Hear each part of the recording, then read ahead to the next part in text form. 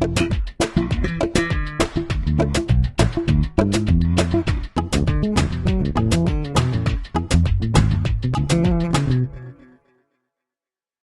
all, my latest interview is with Mr. Lael Goldberg, who's a good friend of mine and a phenomenal musician. Lael is actually a guitarist first and foremost, but also plays bass, and he plays bass in the band Hurts. Lael is a massive Steely Dan fan, so I obviously kind of wanted to know about that sort of influence on his playing. We've always been a massive fan about how great his guitar sounds are and his feel, so you know that transferred onto the bass is really kind of an interesting concept. He's now very much focused on kind of production and songwriting, but he's obviously still, you know, a touring bass player with Hurts. So it's kind of an interesting perspective because obviously bass is the instrument he's had to take up to be part of that unit. We met up in Lael's studio in East London and it was a really great interview. This was obviously the last interview I did before lockdown, so I'm obviously looking to meet up and interview more people in the future when it's safe to do so. I hope everyone's staying safe. Please do me a favour and go and follow my YouTube channel, subscribe to it, like the content if you like the content, and click on the notification button to get notified about when I'm posting new videos. If you could give me a follow on Instagram, that'd be greatly appreciated as well. Hello, I'm Lael Goldberg. I play guitar and bass as well, and I produce music. I play bass for a band called Hurts. I never actually studied the bass, but studied guitar for many years, and got a call from a good friend who just said, "Hey, this gig's happening. Can you play bass as well?" And I was like, yeah, sure. I mean, it's 2 less strings, so it should be easy enough. Started playing the bass too, and it's just great. I know so many great bass players. I don't think I would ever call myself a bass player. I think I can play bass, but it is a completely different approach. I mean, from of course playing guitar, I find that you take on a different persona when you pick up the low end, which is very enjoyable. The way I approached it was just, I think it's a lot of pick playing. You play with the pick. I mean, I play with the pick. My finger technique is not great, but I think it works in the context of the band. There's a lot more attitude in the bass playing. That's a lot more aggressive. The notes are fuller, and a lot of the time you're also competing with some quite distorted, dirty synth stuff that's happening underneath it. So you do have to make sure that you're sort of not in the way of it, but also complementing it at the same time.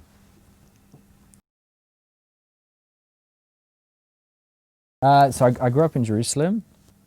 My sister was getting piano lessons in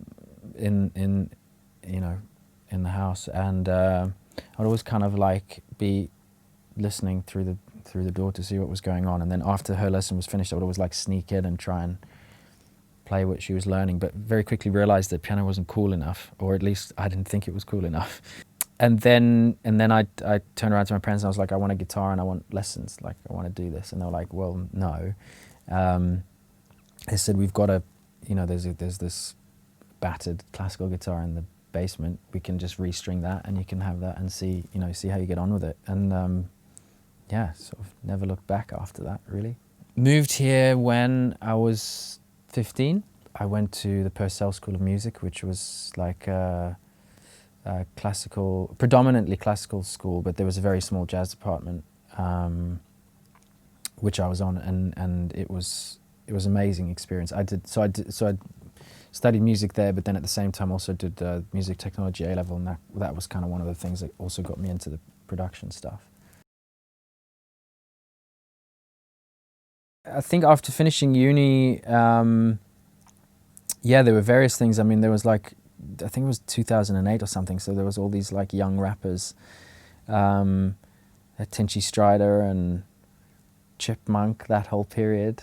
So I did a few of those, and then did a few gigs with Leona Lewis and like Ollie Murs and all sorts of, like the UK pop scene, I guess. I don't know, over time I've done various bits, like I've played on a few TV, BBC stuff, like telly shows. I've done West End work. I do a lot of production stuff now. So I spend a lot of my time in the studio doing work for various, a lot of tracks for talent shows and stuff, but then also working with record labels with their artists and whoever keeps the bread coming in. I think it was kind of everything. I mean, I've always liked funky playing, I guess. I don't know, they say it's in the fingers, don't they?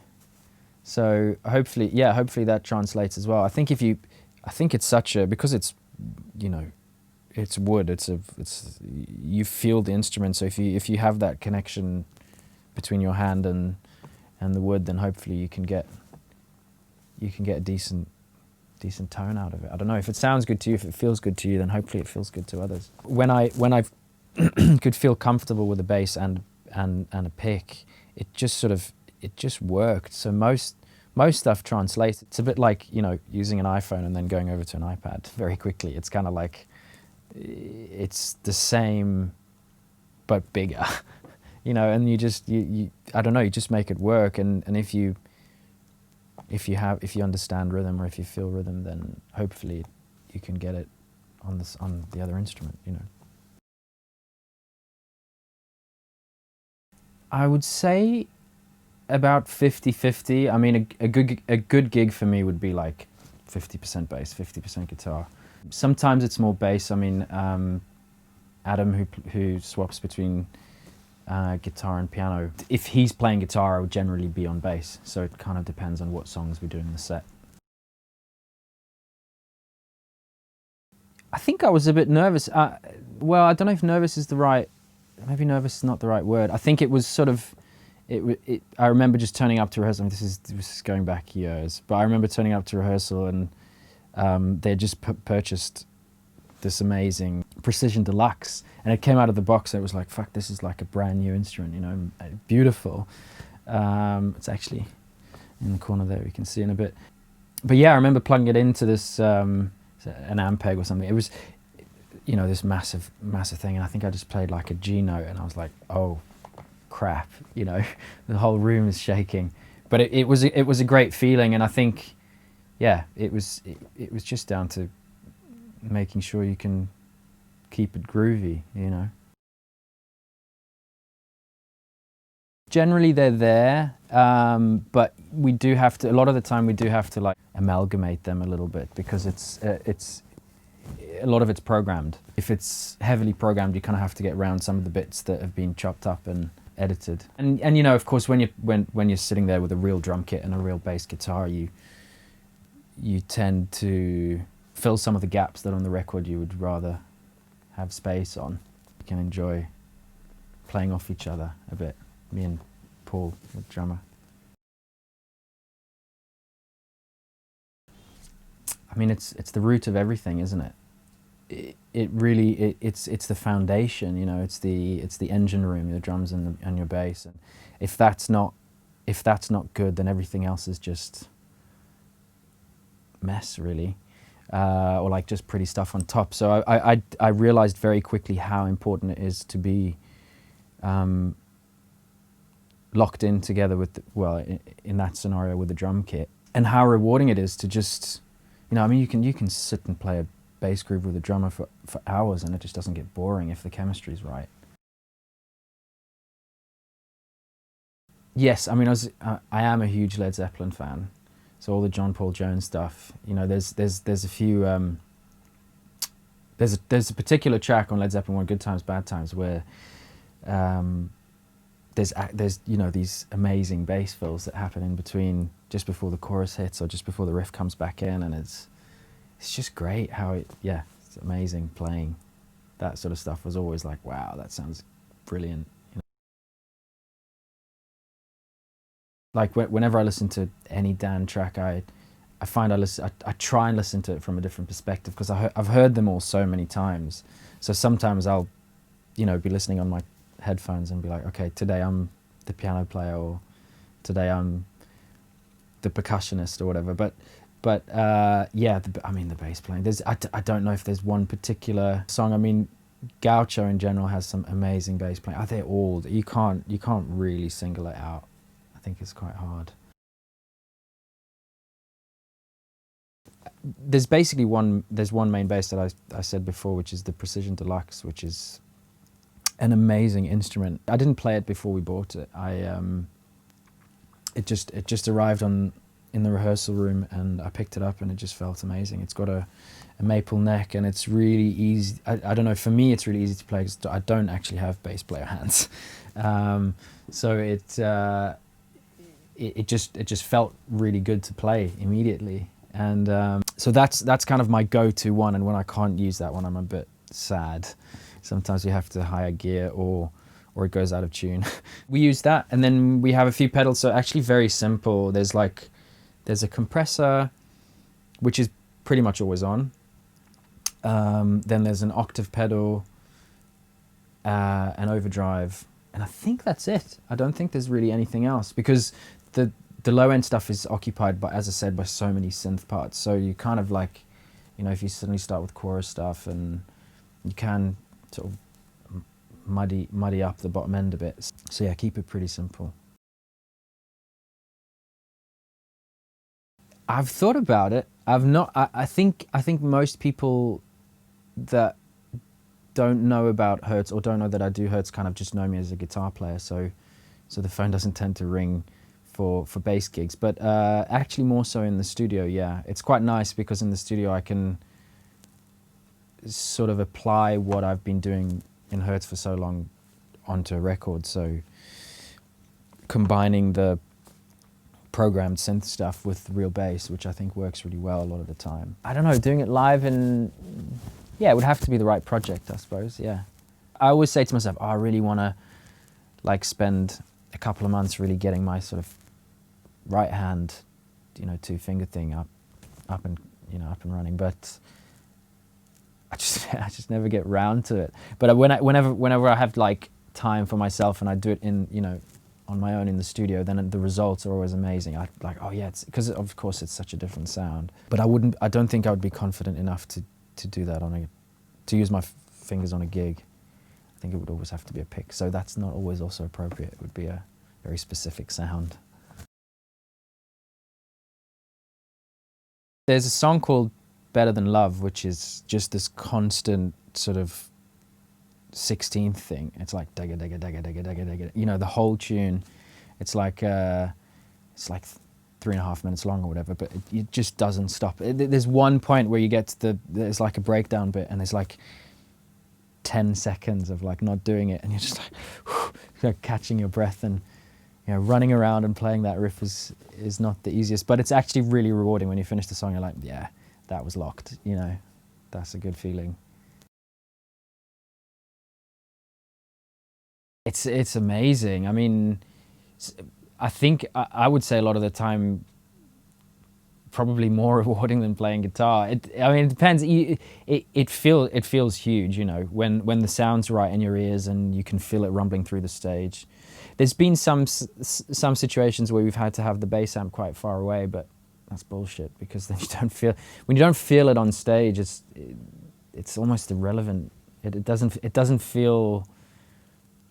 I don't know, it just doesn't feel like you're doing a gig, really. It just feels like you're standing there, jumping around and performing. But when you have the amp next to you and everyone's cooking together, it's amazing. It's a great feeling.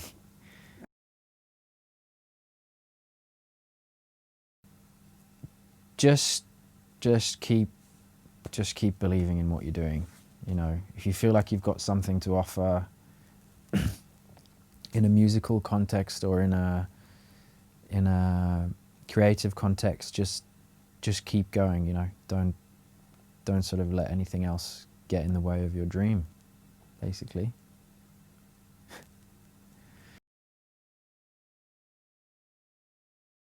My guitar tech, the guy, he's such a great friend, and he's so on it that nothing's ever really.